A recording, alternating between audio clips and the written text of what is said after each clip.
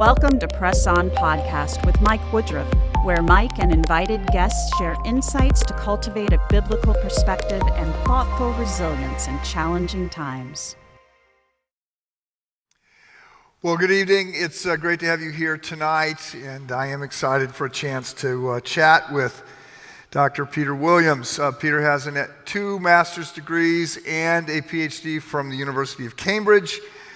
He is currently the principal, sort of like the president of Tyndale House at Cambridge. He has served as a lecturer in New Testament at the University of Aberdeen and a faculty member in Oriental Studies at the University of Cambridge.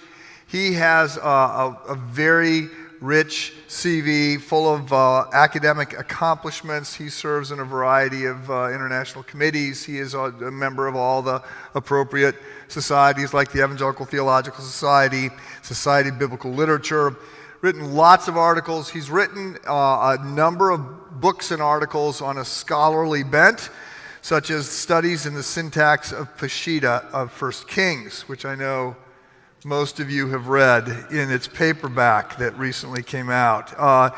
He has also written some popular books, and we are going to focus most of our time today on this book. He has a new book that will be coming out on the genius of Jesus, looking at Christ's teaching in the parables.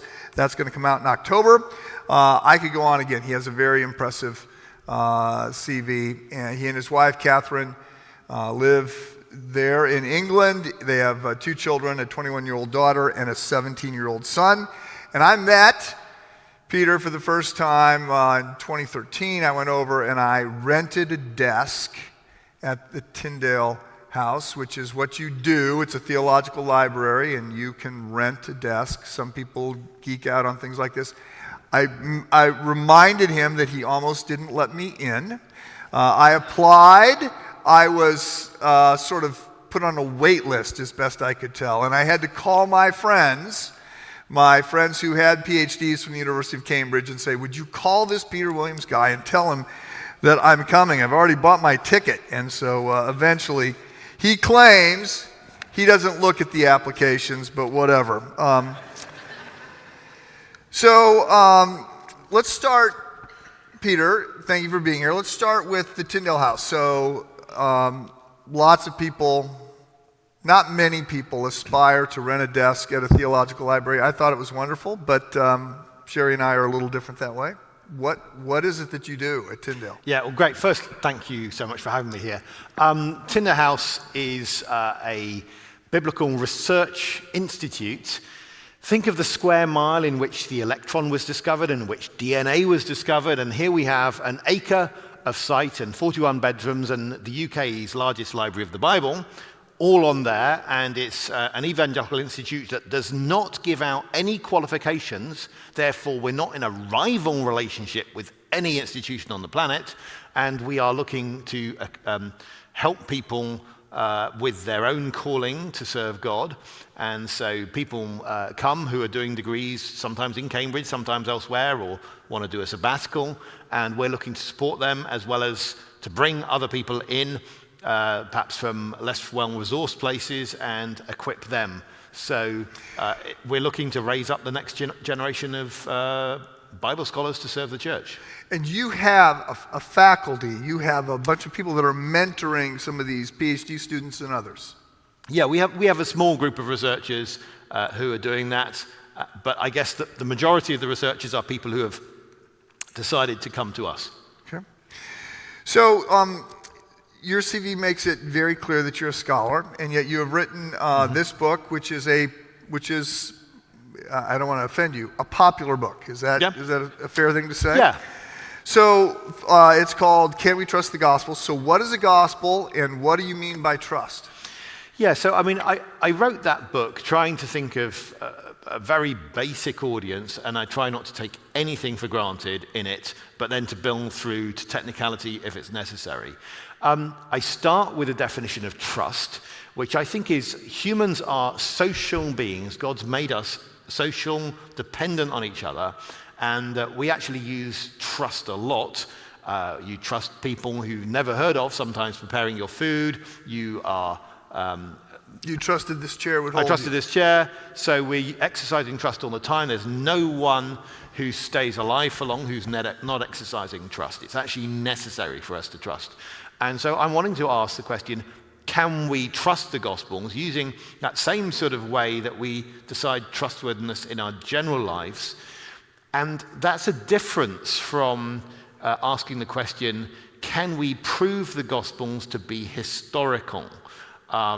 Where I think that history departments work with different rules from usual life. They actually set the bar somewhat higher than we do in our day-to-day lives. And they're wanting to show what you really can verify. And there's a different forfeit in a history department for not believing something that is real than the really big forfeit is if you do believe something that isn't real. You get hit much harder. I can give some illustrations on that. So that's where I felt I want to come in at this question of can we trust? And a lot of times I think people have set the bar in the wrong place, and Christians have set themselves up to fail by thinking that they can demonstrate the historical reliability of things, which is not the way we work in life. And this is all, the historical bar is lower than the scientific bar. And it's just different. I mean, so you can't prove that your mother loves you using science. I have lots of evidence, my mother's with the Lord now, but I have lots of evidence my mother loved me, but none of it would be conclusive and scientific. Right. So part of it is using the right method for the right things. And you can't prove anything in history. You can't go back and recreate it in a controlled experiment. And again, if someone wants to be awkward, you can't even prove that you're in the same room as them. I mean, as in, they can say, well, I could just be a brain in a vat and I'm just being, having my brains stimulated by something. So you can't actually prove anything if they want to be awkward. So you've got to, that's why it's important to fall back to the fact that we're social beings, and actually what the Bible is challenging us with is this category of testimony all the time. That's the way it works. And so it's something that we're all wired to evaluate, and so that's what we need to look at. And also, there are a lot of myths about science. People say science is all about experimentation. Science is mainly about testimony. That is, you rely on the fact that the people in the other lab have correctly labeled the chemicals, the people in the other lab have correctly done their experiments, and the amount that any scientist has actually experimented on relative to all the things they believe science has told them is absolutely minuscule, and they're relying on the testimony of the others to know where their piece fits in the jigsaw. So actually, science is fundamentally about testimony. Has anyone here been to Antarctica? But we believe it exists because of testimony, and that's rational. So again, when the Gospels come to us with witnesses saying we've seen Jesus and so on, that's where we can engage with it. Okay. So that's how you're approaching trust and whether or not we can put our weight down. Yeah. What is a gospel, and how do the Gospels differ from the other books in the Bible? So, I mean, a gospel, it seems that the term's first used of the four Gospels, and of course it occurs there in Mark chapter 1. It then is used of other things that are called Gospels later on, but our four in the New Testament, Matthew, Mark, Luke, and John, are the first to get that name. And they're not straightforward biographies, because they spend between a quarter and a third of all of their space on the Passion Week and things associated with that. And they seem to be books that are seeking to persuade you to respond to Jesus as the Son of God who's come into the world. Right, and John says as much. I mean, they all say it. Luke says, I'm writing this Theophilus to persuade you. So they're not there to satisfy all your curiosity, for instance, about what Jesus did between the age of 12 and 30. They're not biographies like that, but they do give you samples of his miracles and of his teaching, which are enough for you to know that you should respond to this. So how do we know that we have the right Gospels in the New Testament canon? So there are various levels at which we could approach this. Even the world's leading Bible skeptic, Bart Ehrman, would say that the four Gospels are the earliest that we have. Some people have this idea that the early church had some meeting at some stage in which they were working through a shortlist and a beauty competition of Gospels, and they came up with these 4. In fact, the 4 Gospels come as a collection before there is any centralized organization of the church. Clearly, already in the 2nd century, you have someone like Tatian, who's probably in Syria, making the 4 Gospels into a single harmony. You have Irenaeus, who's in France, saying that the 4 Gospels is like having 4 cardinal directions. And you probably have a manuscript from early 3rd century from southern Egypt having the 4 Gospels together. So all of those places, Syria, France, Egypt, all having 4 Gospels when there doesn't seem to be any centralized power. So I think the 4 Gospels are not imposed by some political power. They are there because they were the first. There's another way people look at them is they think that, these things gradually gained authority over time. Actually, the Gospels present you with a binary decision, really. They ask you to take them seriously or reject them. They don't gradually allow for the increase in authority. So the way I'd look at it is look at John's Gospel. John's Gospel begins, in the beginning was the Word. Where have you come, and it's all about sort of the creation, where have you come across that phrase in the beginning before? You came across it in Genesis, the first of the Jewish books. John is being written at a time when Jews already believe that Genesis is scripture from God, and it's saying, look, I'm the same sort of book. Matthew is doing the same, begins with a genealogy, so-and-so begot so-and-so begot so-and-so, just like in Genesis, it's saying, Genesis, I'm the same sort of book. Luke begins with this barren couple getting a child, and then there's some poetry, and it sounds incredibly like 1 Samuel, the same sort of thing. It's saying, 1 Samuel scripture, I'm the same sort of book. And then Mark is saying, hey, Elijah's back. Now, last time we had Elijah, there was scripture. So I think all of them are claiming that they are from God right from the beginning. So it doesn't allow that they gradually gain on authority and then are recognized as coming from God. They force you to decide one way or the other whether this is true. Yeah, absolutely. Right, yeah. So, but let me just sit in the seat of the skeptic here and say, there's all kinds of gospels. You're saying these are the oldest, but do we even know that they were written by the people who claim that they were written? Lots of people say they weren't. Yeah, well, let's start with Mark and Luke, because I think they're easier cases. The analogy I would give is J.K. Rowling. So she became famous because of what she had written. So you can't say the name J.K. Rowling was put onto the Harry Potter series to make it sell. No, she became famous because it was selling. If you stuck the name Mark onto a gospel, he's not even one of the 12 disciples. It will do nothing to sell it. Mark's not even famous. Same with Luke. He becomes famous because of the book. So I don't think there's any reason why anyone would stick those names on. Now, Matthew and John, it's a bit different because they are amongst the 12 disciples. So you might say there's a reason why you'd stick those on. But take Matthew as an example, supposed to be a tax collector.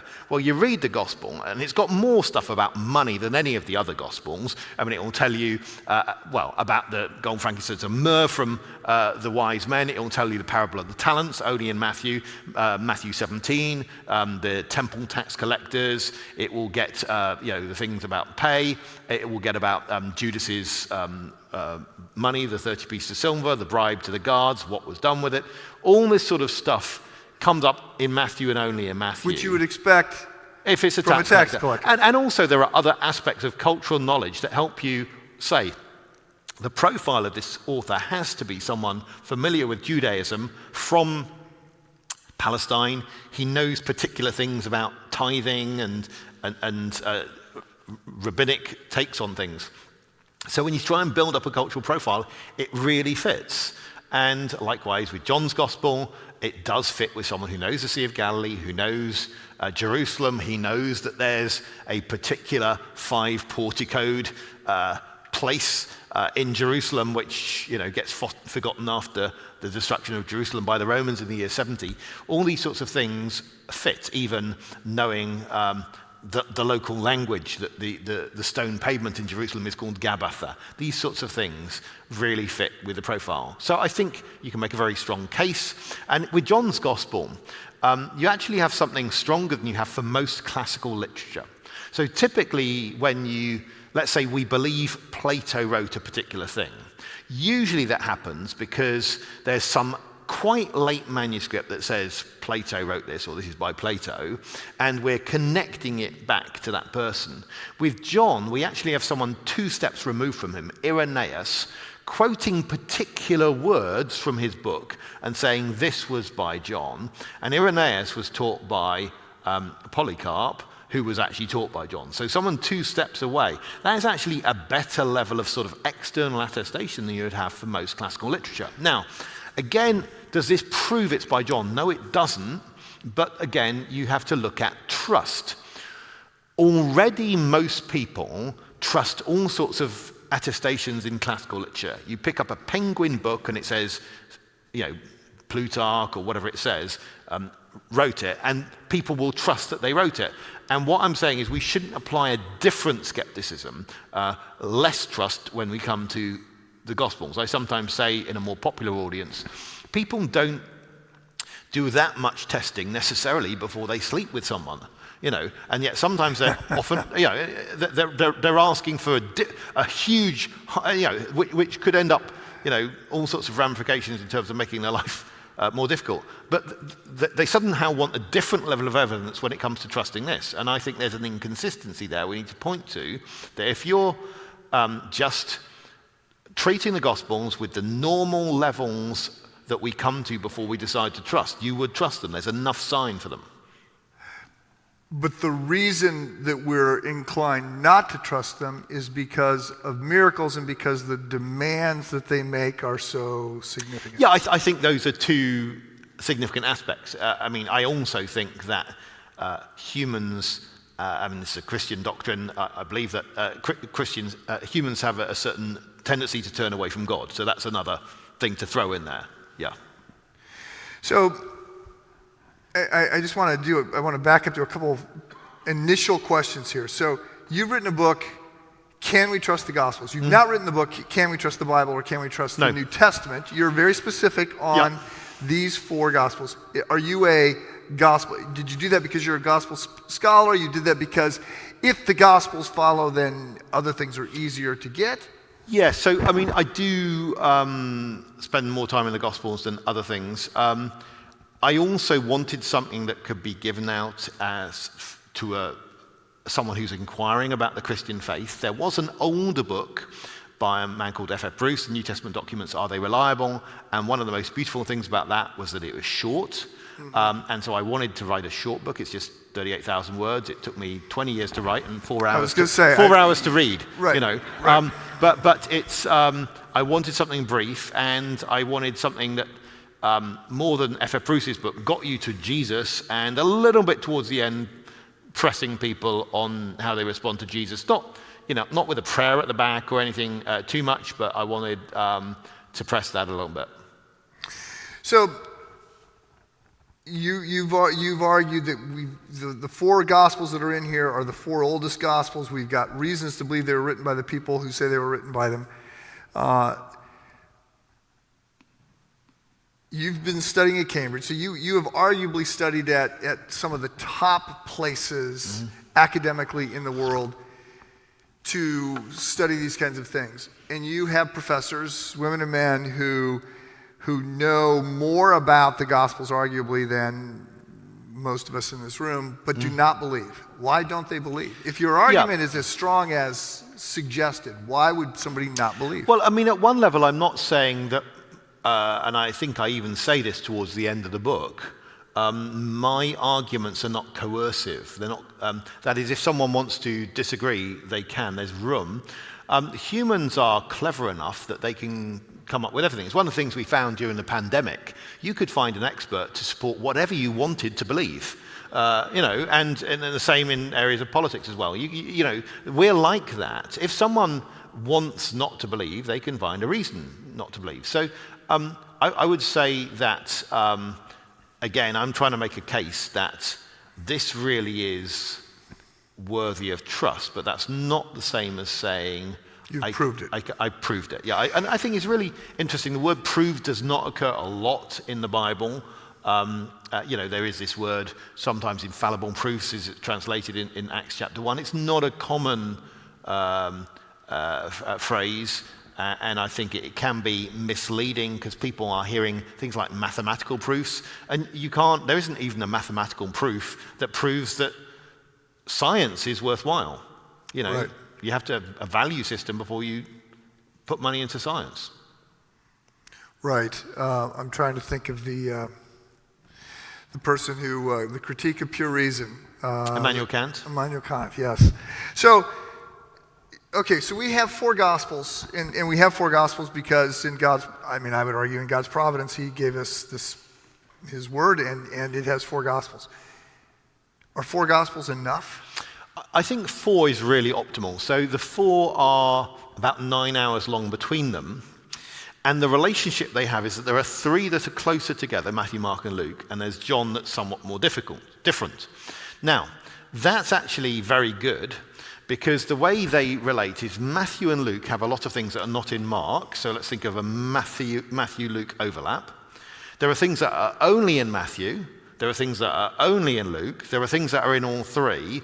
And there are just different ways in which they relate. That gives us a narrow count, about 6 different types of material. So we actually get a lot of different things to road test for their reliability. Now, you could imagine a different scenario. If you had 4 completely different Gospels, you would just have 4 sources.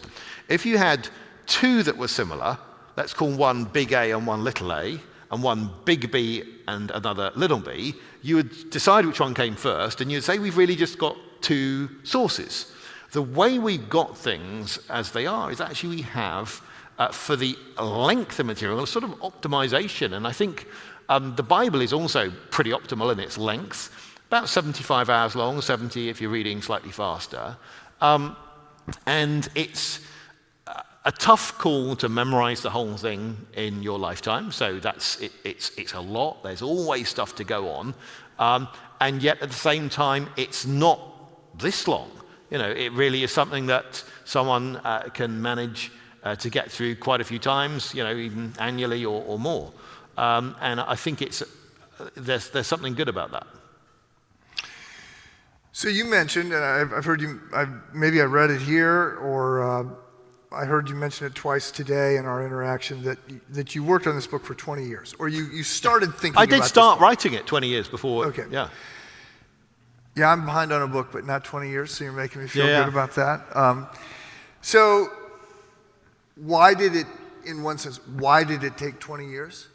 Well, I think part of it is I had a few chapters, like 20 years ago. I'd already decided to do with chapter 1, which is introducing the Roman sources, roughly what I would do with that. And then I kept on giving lots of talks. So my daughter's reaction when she read it is, Dad, this is just all your talks put together. Which is true, but it does mean that almost all the material was being road tested with audiences, and you feed off them.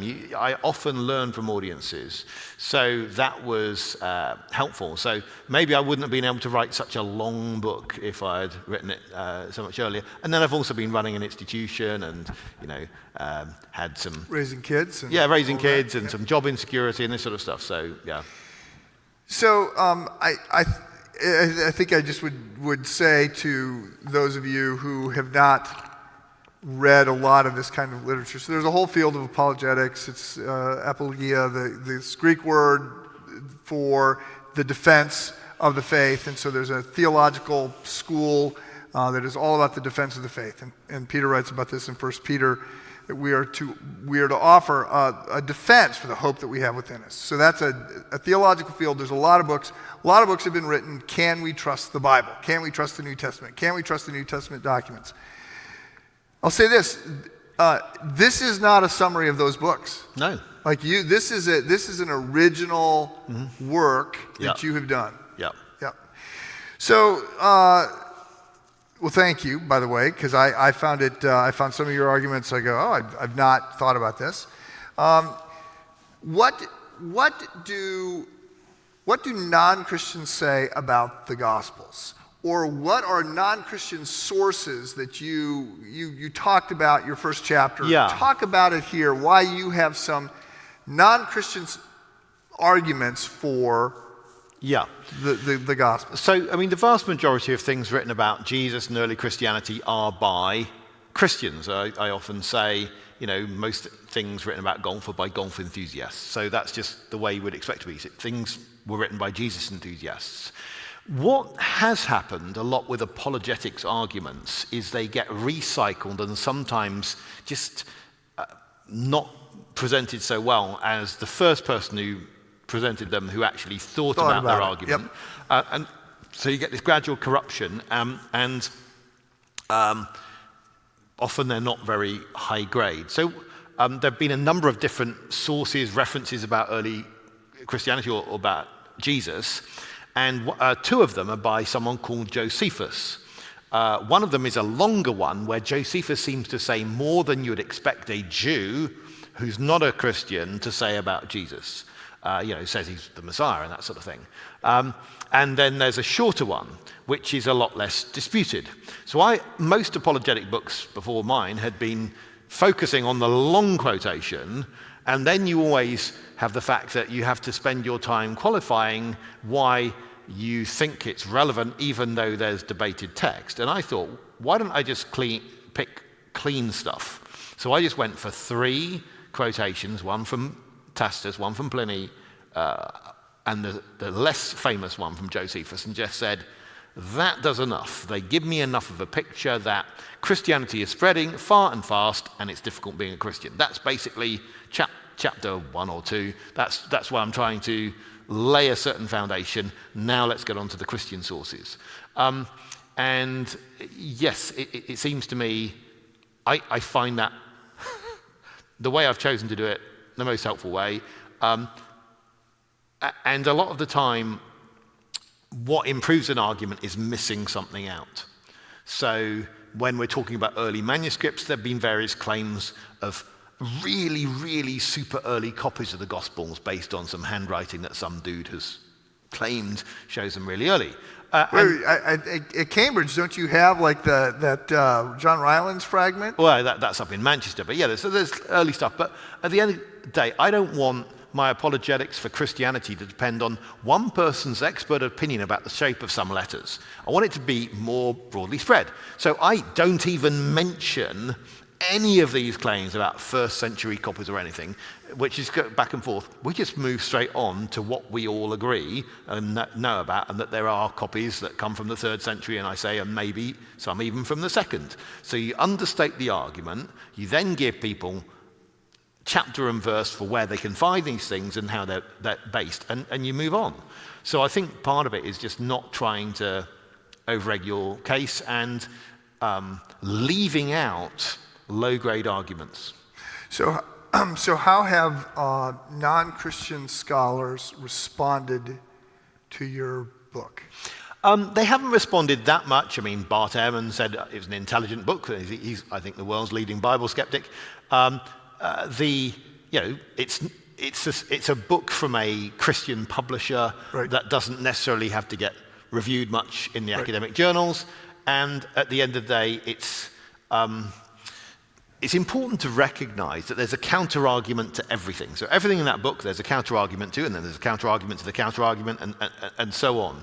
So what I hope that does is only actually 140 pages of print. It makes a lot of case in a short space, and I think someone can raise complexities with every argument I put if they want to, but they're going to have to probably use more pages than I had to use in the first place to do that, which is to me is an encouraging sign. So I think there's a certain extent in which this can be ignored. I have been pleased by how some people have picked it up favorably.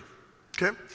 Anything you want to say about archaeology or the bibliographic arguments for more that you want to say about the bibliographic arguments? Bibliographic? Just the number of manuscripts that are around. Yes, so I will actually mention that. So there was an argument which began with F.F. Bruce, and it was a very good argument, which said, you already trust that classical literature has been handed down well. Now let me tell you, For various books, like Caesar's Gallic Wars, there aren't that many manuscripts. And he would go through various well-known classical works everyone trusted was well handed down. And he said, look, we've actually got more manuscripts for the New Testament. So that's the way the argument worked. And that was a pure argument. When that got into the hand of the apologetes, it was turned on its head. Because the first stage was missed out. The first stage is essential. The first stage is, you already trust X. All I'm asking you to do is apply the same trust to this other area. It was made into, I don't know, do you have this game Top Trumps? It's a card game where you've got like, this car has a top speed of this, and this car has a top speed of that, and you're sort of reading them out to each other. You know, I don't know whether you've got a name for that sort of game, but you know the thing is, my holy book has got more manuscripts than your holy book, is the way it came out, or my holy book more than your literature. And of course, F.F. Bruce had already selected his literature quite carefully. There's some pretty well-attested classical literature, like Homer's Iliad. He was picking on some of the ones that are less well-attested and people already believe were handed down. And he was saying, argument from consistency. But what this has turned into is this sort of, fight over who's got the most. There are more copies of yesterday's USA Today than there are manuscript copies of the New Testament. But so you don't need to have the most of everything. You just need to have enough for it to see it's reliable. And so again, I think sometimes we've had our expectations of things changed. And sometimes someone who's learning about the faith can get a bit disappointed because having been built up to think that there are more of my stuff than anything else, if anyone challenges that, you feel all insecure. Right. Whereas in fact, I mean, when Christianity first began, when John's Gospel was first written, there was only one manuscript of it. So the reliability of John's Gospel doesn't depend on there being two manuscripts. And so we've simply had our expectations of what the faith should be changed. And if I can say, this is something, if I come to the skeptic Bart Ehrman again, is something he plays on quite a bit. I'm not saying deliberately, but it just does. You have an expectation amongst Christians at large that there would be no differences between manuscripts. And that's an expectation that we live in because we live in a print culture and we're used to everything being printed roughly the same, and we're not used to the fact that everyone writes things by hand. Now, Bart Ehrman then comes along and said, did you know some manuscripts differ from other manuscripts? Let me fall off my chair and give up the Christian faith. Now, imagine he said that to St. Augustine. So there's Bart Ehrman. Imagine a conversation with St. Augustine. Augustine, do you know that sometimes scribes make mistakes when they copy things by hand? He'd say, well, of course I know that. So do you know, do you believe that that thing of John's Gospel you got in front of you is God's word? Yes, Augustine would say. Do you know people sometimes make mistakes when they copy? He'd say, yes, I know that too. So somehow, Ehrman's argument is getting traction, even if it got no traction whatsoever for most of the history of the church. And the reason it's got traction is because we have mislearned our Christian doctrine, and so we are actually thinking the wrong categories, and we're thinking that the truth of Scripture depends on an errorless printed copy, and that's, again, a bizarre sort of historical neck of the woods we found ourselves in. Is there anything that you want to say about archaeology? Because you have been sort of your day job, besides running this institution, is as a scholar, and so you're sort of poring over the research about archaeology and looking at old manuscripts and translating old manuscripts and tracing verb syntax and other things. I mean, certainly archaeologically, we can say there's lots of stuff about Jerusalem. I mean, all sorts of bits of Jerusalem have not been dug up. There's so many layers of history there. But we are finding, that what we're getting told in the Gospels about Jerusalem and a garden where people could be buried shortly just outside the city walls, all this sort of stuff is stacking up. And it would be hard for somebody 100 years later or 1,000 miles away to write this. Absolutely. Yeah, so the Mount of Olives, there's olives there. Even a little garden called Gethsemane. Not that garden itself has been found like a sign saying Gethsemane is here, but we know the language. Gethsemane means press of oil, which is exactly what you expect on a mountain for olive oil. So all that sort of stuff in the local language, it just fits. And there are so many levels of that sort of thing. With the Old Testament, and we're not necessarily talking about the Old Testament, there's also plenty of stuff that comes up archaeologically, that's quite impressive, like people finding early references to David and so on. So, archaeology is a good thing for Christians to be involved in. Okay, so I'm gonna steer us a little bit differently here with a couple sets of questions, and then I realize we're running out of time. I'm gonna open it up for some questions from the floor, so you can be thinking about those questions. When we were together 10 years ago, I remember asking you about slavery and being a little stunned because you knew a lot about slavery, and you were giving me all kinds of things to think about, and I was like, wow, this guy's really smart. I then later discovered that you've done a lot of thinking about slavery and some writing about slavery. So why is a discussion of slavery important, and what is all pivoting around it, and what do you say, because I don't know that you've written on it, I haven't been able to find Not that much, book, but no. I've heard talks of yours. Yep. Why today are there battles around slavery? Well, there have been battles for many years, and the Bible has been used on the good side and the bad side with this. And some people in the 19th century were using the Bible to support slavery. Right. And people often nowadays would say, I've got a problem with the Bible because it doesn't seem to condemn slavery, it might support it, whatever. And I think I often use the game of let me out. I don't really know the game. It's where you have to move different pieces around to try and get through a hole, and you can't do it in one go, any more than you can do a Rubik's Cube in one move, right? Rubik's Cube needs multiple moves, right? And I say, really, I've got to do a number of different moving pieces around. So firstly, we've got to remember that when we're thinking about slavery, we're thinking about the awful things that happened with the North Atlantic slave trade, which of course Britain assisted with and is the greatest blight on US history. That's what we're thinking about. We've got to remember when we're reading the Bible, none of that had happened. So we've somehow got to be able to read the text. We do need to think about things that have happened more recently, but we have got to be able to bracket out and read what's actually going on in the text. And there's nowhere in the Bible that I see that condones slavery. That is, you have Old Testament institutions which don't have much in common with the North Atlantic slave trade, and kidnapping is a capital offense. And you have Roman slavery, which you might say, well, the New Testament writers didn't abolish, but they weren't in a political position to abolish the Roman Empire, and you didn't have a vote.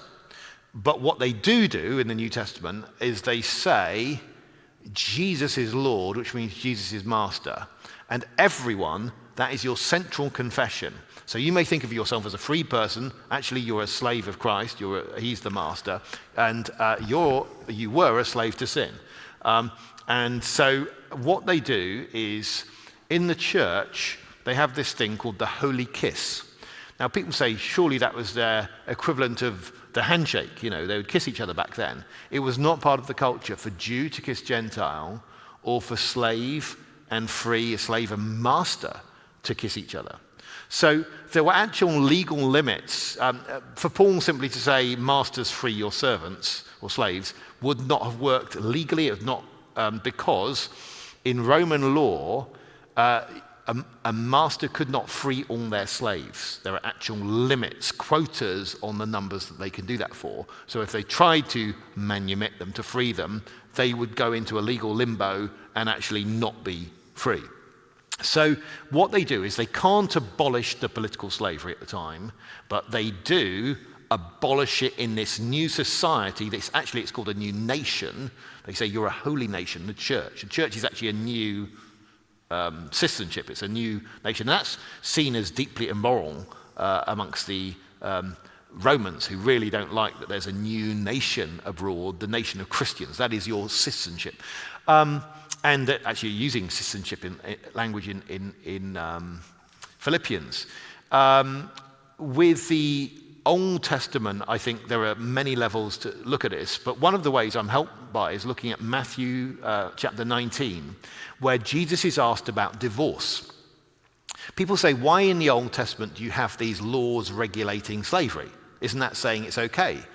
Well, no, because you also have laws regulating divorce. Jesus is asked about divorce, and he's saying the way you've got to read the Bible is in order.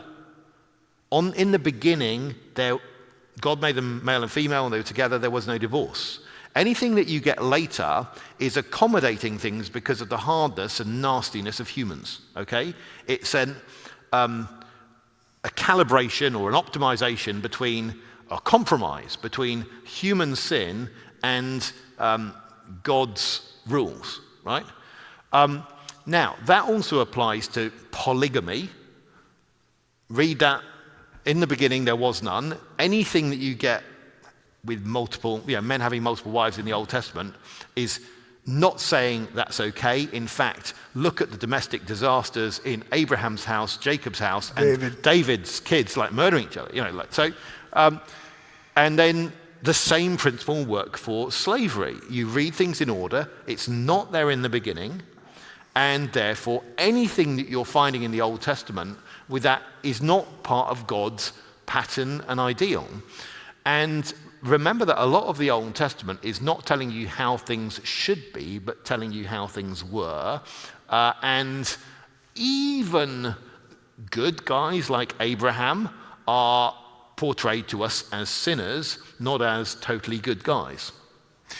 Well, I think I've done you a disservice. I've heard an hour talk on this, and I know that, and I was just impressed when I heard you explain. Okay, first of all, we think of slavery in the North American context, the Civil War. We think of slavery as being racially established, as opposed to debt, and a slave is much more like somebody that's in debt, and often they have rights, and they have all kinds of other... Yeah, that's all part of the talk as well. Part of the talk. Okay, well, maybe the next podcast we'll dive deeper into that, because I do think it's an important... Because to the extent today that many people say the Bible got slavery wrong, then so the Bible is wrong on other things that it claims. Yeah. And so it becomes very important in that sense to understand what's going on. Yeah, so a couple of rules from the Old Testament. One is if you knock out the tooth of your slave or servant, you have to let them go free. I mean, that, imagine if that were the way things were run over here. That would be very different. And also, if any slave runs away, you're not meant to hand them back to their master. You're meant to give them a place where they choose to be. Well, that seems to mean you better make it nice for your workers, because if they can just run away, I mean, the Romans wouldn't have been able to run that rule, but that's there in Deuteronomy. Okay. Well, I'm gonna ask my three rapid fire questions here, and then I'm gonna open it up to any final questions, and we're also gonna just do that for a few minutes, and then there's dessert out there, and Peter will be signing books for those of you who want to buy a copy of Can We Trust the Gospels? So, first question, what are you reading right now? Wilfred Watson's Classical Hebrew Poetry. Okay. First edition, I take it. Yeah. Yeah, okay. Actually, it might be second, but yeah. Second question is related. I've heard your answer to this, but I'm going to let you give it. What are you recommending in the last year? What book or podcast or show or something are you pointing people to? So I don't spend a lot of time in the last century and more recent stuff. So I tend not to be very good at recommending reading. I read very slowly. I read ancient stuff. I do try and push people to learn Greek all the time. And I, in fact, was teaching 25 people Greek earlier today, and so I like to do that whenever I can. and I'm looking forward to going into some prisons to do that. So, yes, I do try and encourage people to read Scripture. I think lots of other books are really worthwhile, but I just haven't read that many of them. Okay. What are you working on right now? So I'm working on a bit of astronomy. So I've been involved in discovering the earliest catalogue of the stars. And so I'm lecturing on that in Paris in April. So I'm going to be getting ready for that. And you have a hot, viral, ancient history of astronomy coming out. Well, I mean, some stuff has already come out. So it was written up in Nature in October. And you can see it in all sorts of, like Vice magazine or the Smithsonian magazine, those sort of things have covered it too. Okay. Well, let's give Peter a hand.